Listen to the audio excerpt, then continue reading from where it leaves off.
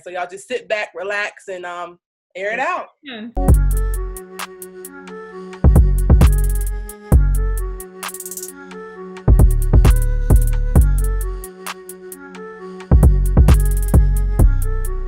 All right, Corey, let's get this started. Let's talk about what's going on in HBCU culture. Now, we know that H and HBCU stands for historical, but I low-key think it also stands for homecoming. And by the way that it's going right now, it's been some sad news that homecomings are starting to be canceled. Like, homecomings are family reunions. Homecomings are you to put on your best fit, make sure your waves are popping, make sure your weave is flowing, make sure that natural is doing what it does. Like, that's the time for you to show up and show out if you wasn't able to show out in your undergrad years. And now that it's like, the chances is not happening, it's bad. I know that there's been a lot of uproar about it. People are heartbroken because, like you said, that's the time to pop out. That's your time to show out. Huge cookouts, huge parties. It's an amazing time, especially in HBCU. So I know Winston-Salem State already canceled theirs. Yep. A&T, possibly I think NCCU, and I feel like there's just more to follow. That's just the beginning of probably a lot more HBCUs that are going to cancel their homecoming. So that's disappointing, but hey, FAMU still has theirs. Don't look. But when the greatest homecoming on earth said that it's not happening anymore, I was like, okay, yeah, this is serious. This right here is serious, because I read in their article there was like their homecoming brings more than 100,000 people to their campus.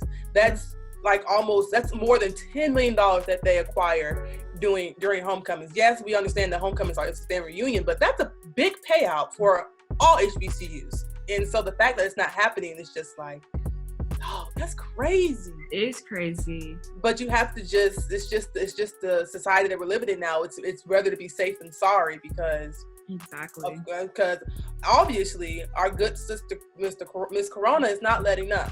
Miss Corona is here for a minute, and she is serious about her business, okay? Yeah, she is about her business. And so, you have to respect that they're taking that seriously. Yeah. And I mean, we also can just think about the idea of having it during basketball season. I know that would be lit. A suggestion, and it might not be the same as like a football season, but basketball season is just as, if not more, in some schools. Because I know, like, for instance, like we talked about earlier, but Winston-Salem State, like, they have lit basketball games. Like, I know their gym is always pumping, it's always jamming during their basketball season, to the point, like, I don't know how they focus sometimes during the games, because it's crowded on both ends. Loud. DJ is playing the music. You have to stroll in from all the Greeks, and like, that's just like a big setup. Yeah, the environment's amazing. It's incredible. But basketball season is just like a low-key like a football season, just indoors with the DJ. Mm-hmm. And if you get the bands in there, because that's a lot of time for people just come for us for the bands and for everything that happens instead of the games. And so that could be a possibility. It would be a great possibility. Push it to the spring. That's all you have to do. Don't cancel it completely. Just push it over to the spring, or whatever it is that major sport for that college, whether it be soccer or soccer happens in the fall, so I don't know about that one. But that sounds like a good idea. So we want to know what you guys think. We want to hear your feedback, kind of having a basketball homecoming. So at us on Twitter, it's at HBCU Game Day, or you can call us at 404-832-5052. Leave a voicemail, and we want to know what y'all think. Would a basketball homecoming be lit? Would that live up to a football homecoming type hype, or should we just cancel it all together and just wait till next year? So we want to know what you guys think. I'm here for it. No. So I know we just talked about, some HBCUs possibly losing money because of homecoming, but I'd like to touch on 3 huge donations that were just made to 3 HBCU institutions: Morehouse, Spelman, and the UNCF, the United Negro College Fund. And the CEO of Netflix, Reed Hastings, made a very, very generous donation in their names of $120 million. That's $40 million a piece. So something that kind of motivated Hastings' decision to give to these three specific HBCUs is the fact that he's been friends and colleagues with the president of the UNCF, Dr. Michael Lomax, who was a Morehouse graduate, and he kind of took Hastings and his wife in and schooled him on everything HBCU, let him have a tour of Morehouse and Spelman campuses. So Hastings really felt drawn to those HBCUs. He said generally white capital flows to predominantly white institutions, and that's perpetrating capital isolation. So he felt like, some of these millionaires and billionaires, the more wealthy people, should look more into giving to HBCUs rather than these predominantly white schools. And so he decided on Morehouse and Spelman in the UNCF. But I know that's kind of caused a little bit of controversy in HBCU land because a lot of people feel like the same 2-3 HBCUs get donated to. So what do you think? Do you think that was a good move, or how do you feel about Hastings? Like, we can all have our opinions, but at the end of the day, you can't tell somebody with money how to spend their money. So, and once you spell out the facts and you see his motivation behind why he donated to Morehouse, Spelman, and the United Negro College Fund, you understand it. But like a lot of the Twitter people were saying, there's more than just two HBCUs. There's over 100 HBCUs out there. And if I'm reading a headline that says Netflix donates to HBCUs, I'm thinking I'm going to see more than just two names on that list. And it's so much money. It's like 40 million for two of those. It's like, could that have been evenly dispersed throughout more colleges? Oh, yes. Probably. Most definitely. Yeah, understanding that background and that relationship he has with Dr. Lomax, it makes sense. And 40 million goes to the United Negro College Fund. So other HBCUs will be receiving some money. It just won't be. It won't be the 40 million that Morehouse and Spelman received. But most definitely, I feel as though that could have been played out just a little bit differently, because that's just how the media is. Like, they give you this big, broad statement.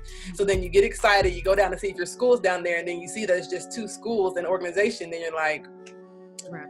All right. Last year, Oprah donated, $18 million to Morehouse. And it's been kind of the same conversation for a while. It's like, why are these celebrities only focused on these 2-3 HBCUs when there's over 100? There's over 100 HBCUs. And some HBCUs who are like, hello, we can take anything we need right now. So. But, I understand it, but I appreciate Hastings for at least bringing that awareness. Mm-hmm. Maybe that will encourage other celebrities to give to an HBCU. And even if it is the same 2 or 3, I think that awareness is better than nothing, obviously. And it really is. No one getting anything. So we just had our first virtual ESPYs. So how do you feel about that? It was cool. I mean, I've seen a lot of these drafts and stuff that used to be in person. They've been virtual now, obviously, because of Miss Rona. It was cool to see.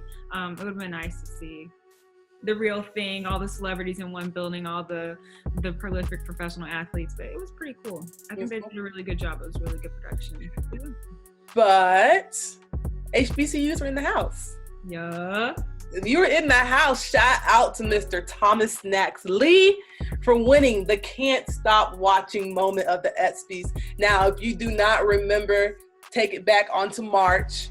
We sitting at senior night for Jackson State, and then comes out the big team manager for the men's basketball team.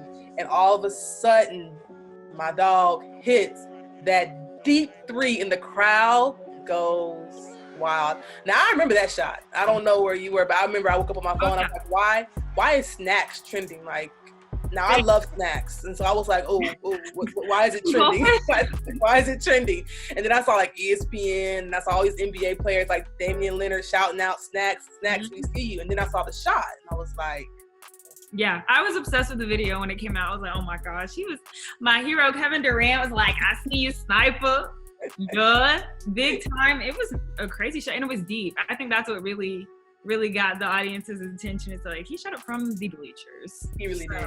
But honestly, shout out to Coach Wayne Brent for allowing for their team manager to embrace the essence of senior night. Because of course, like I say, it was their senior night. And so that was a great way to end his season. Awesome way to end his season. And then the point guard of Jackson State always said that he was always making sure that Snack was open, so he was able to get that good shot that he got in. And to see that it just happened and came to fruition and his 5 minutes of fame, it's just great to see someone uplifted and be able to ride that wave for a while as he did, and even have an award to show for it. I'm so happy for him, and he's repping HBCUs. He really is repping HBCUs because he said in a article, he was like, even though I have this fame, I promise to remain humble, stay true to myself, keep grinding, keep going forward, put on my city, make my family great, make myself great. And it's just uplifting to know that no matter what, he's going to remain humble. Love it. He's going to make sure everyone eats. You get a snack. You get a snack. You get a snack. Everybody gets successful snacks. And so that's great to see. There's been a lot of moving around going on. North Carolina A&T out of there. FAMU out of there. And Bethune just decided to follow suit, and they out of there now too. Like, what is going on in the MEAC? Bethune just announced they're going up to the SWAC conference. What is going on? You know, huh? MEAC is looking real empty now. Those pockets are empty. But think about it, just for FAM, how it was financially smarter for them to go over. And it's the same way for Bethune, because now that once FAMU left, the closest school for Bethune would have been South Carolina State. That's a long drive. And that's a drive I don't think no one wants to make. And I know, as you being used to play, those are some long bus rides.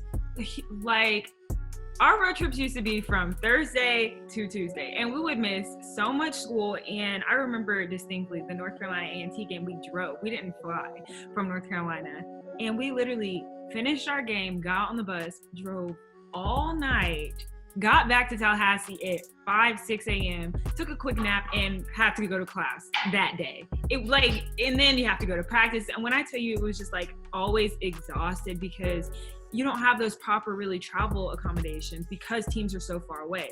Even when we flew, like when we went to Howard or Norfolk State or whatever, we would have to put those games together. So we would fly up to DC, say, and then drive to Virginia. And it would still be long, like just the longest road trips, like 5-6 days gone, 5-6 days Tallahassee. It was, I understand it completely. SWAC, you got Mississippi, everybody's kind of right there. Right there. Sense. Financially really and travel wise, did not enjoy it. And I like to see different places, but that was not from a bus view. That was brutal. So I mean, I can understand that, or they haven't gotten tired of playing us. Yeah, that's really what it is, but it's okay. Yeah, they were gonna miss us. I meant miss FAMU too much.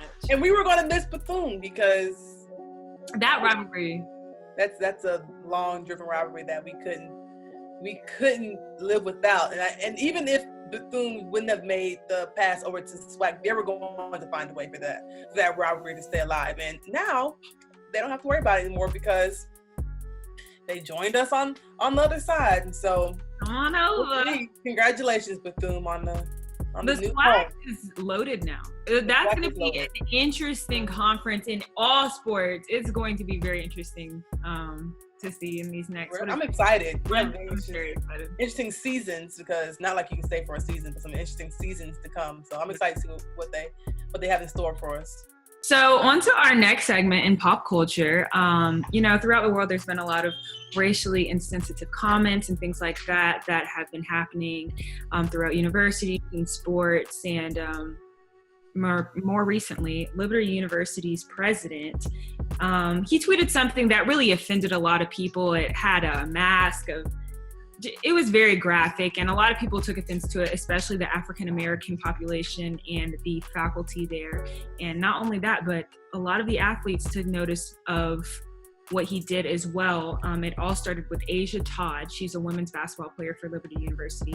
She decided to enter her name in the transfer portal, just saying that, the racial insensitivity in the college and the leadership is something that she doesn't want to represent. And this was just a decision she had to make outside of basketball. She respected the program. She respected her coaches, her teammates and stuff like that. But at the end of the day, she had to stand for this and stand for who she is as a Black woman. So she entered her name. And then a week and a half later, 2 star cornerbacks, Ketrell Clark and Tavion Land, decided, you know what, this isn't for me either. And they decided to enter their names into the transfer portal. And they made that decision on June 22nd.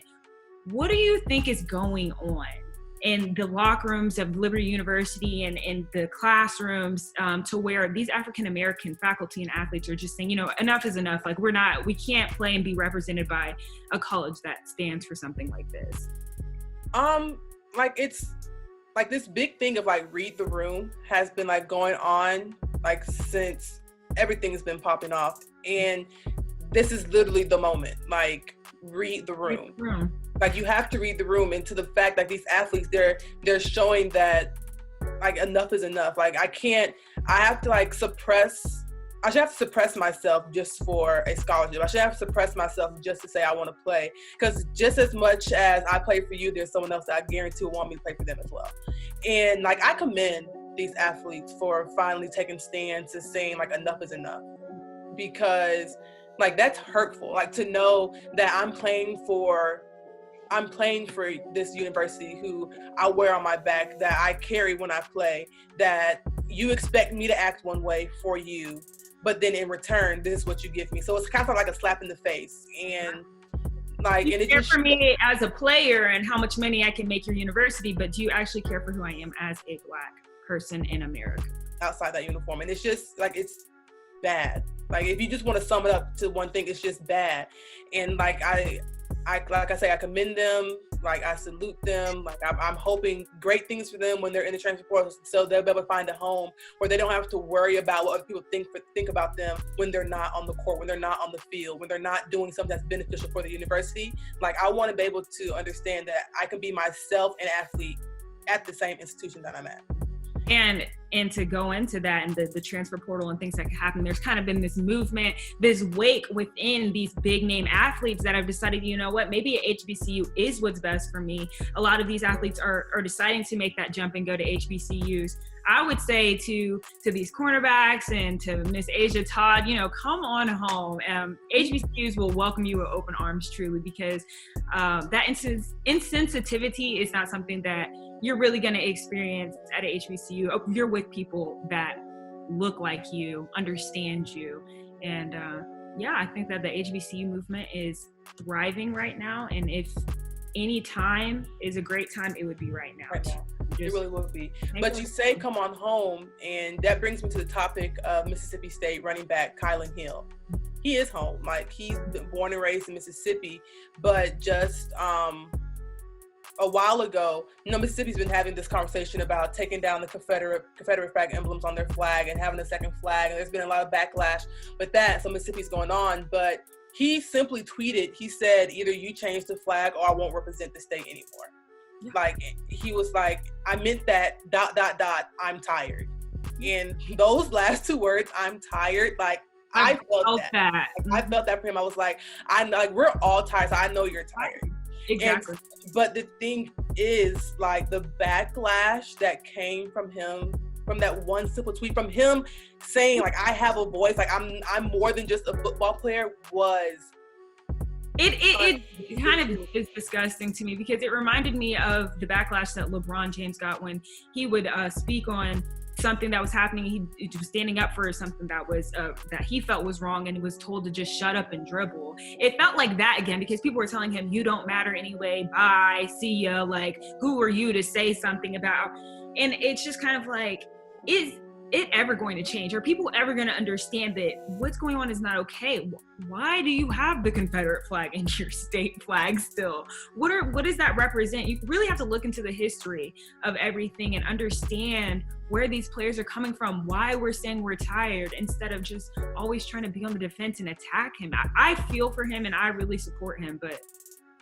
Because, like, fans were legitly saying, like, I was reading through some of the comments, and fans were saying, who do you think you are? Take away his scholarship. Like, you're nothing but a football player. And then, like, the one thing that really, like, egged me on to, like, my breaking point, where it was like, you're getting paid anyway. You're getting what? Yeah. Like you're doing what? Like, that's a whole other topic of college athletes. Yep. That's a whole nother boat that we have to worry about later. But, like, for them to say you're getting paid to do this anyway, no, I'm making sure you get paid to do it.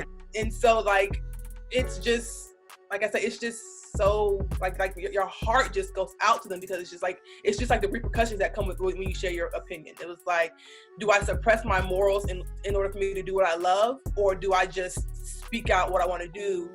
And then, because then you have like the Colin Kaepernick. It's like, I want to speak out, but it's the repercussion that come from it. And then you really just see the true intentions of a lot of people that are out there. And like, but LeBron James, he said in a few tweets, he legitimately said, he was like, as an athlete, we have the most open platform to stand on to make a change. But he was just like, we always say, you just can't show up and dribble. You legitimately have to use your platform that you're on, speak your truth, and if they don't like it, whatever, you still have done what you're assigned to do. Right. Because there's so many people looking at you. I hope these comments aren't deterring people from using their platforms, because I think that after the George Floyd situation, it gave a lot of people in the spotlight, athletes, entertainers, really just this confidence that, you know what, that I need to speak up against this. A lot of people who were silent before are now speaking up, and really now being able to really feel like they can use their voice and be heard. So I hope that those comments don't deter him from standing up for what he believes in, what he thinks is right.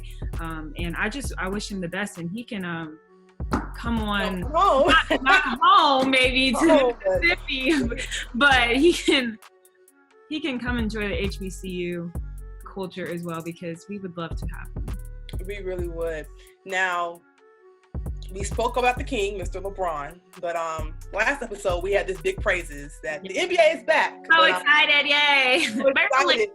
But after all this that's been going on, the chances of the season even finishing, even getting past August 1st is looking real shaky, to the point it's just like, yeah, you might. I mean, there's already been 2 players who have been confirmed to be symptomatic. Well, one was asymptomatic and one was legitimately tested positive for the coronavirus. And so it's just like, in a week or so, these players are going to be coming together, more than 10 people, being less than 6 feet apart, touching the same basketball, sweating. It's just like, do you continue?